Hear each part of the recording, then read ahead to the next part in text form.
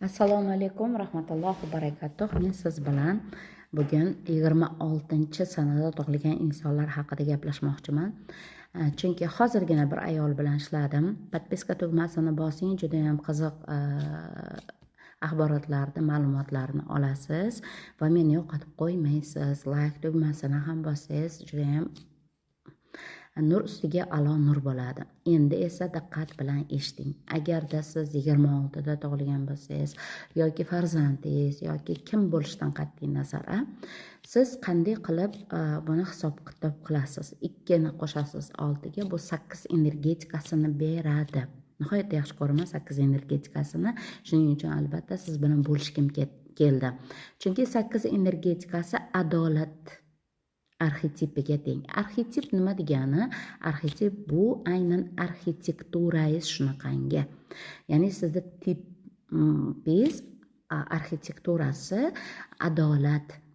Endi qarang, adolat qanday? Sabab va oqibat qonuniyati bor, va bu insonlar aynan mana shunga bog'langanlar. Ular har bir narsani sababini va oqibatini ko'rib tura oladilar va ular juda ham ko'p joyda o'ta darajada adashadilar. Agarda boshqa insonlar sabab va oqibatini ko'ra olmasalar, nimaga bular buni ko'ra olmayapti deb o'zlarini qarashlari bilan o'lchaydi va bu insonlarda dan xafa bo'lishadi.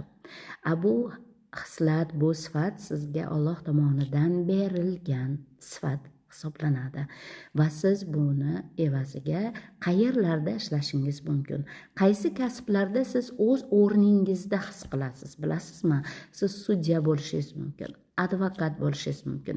Qayerda tizim bor bo'lsa, siz o'sha yerda o'zingizni namoyon qila olasiz. O'zingizdagi barcha kuchni namoyon qila olasiz. O'zingizdagi barcha fe'l-atvorlarni yuzaga chiqarasiz va o'zingizdan mamnun bo'lasiz.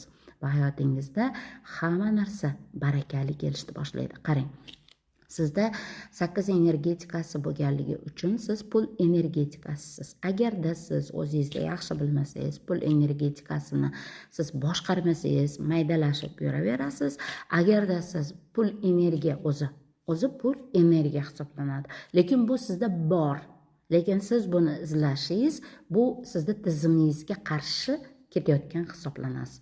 Shuning uchun siz agar pul energiyasi sizda borligini bilsangiz va siz uni boshqarsangiz, qayerda pul bor, siz o'shani tizimli ishchisiz, ya'ni boshqaruvchisiz.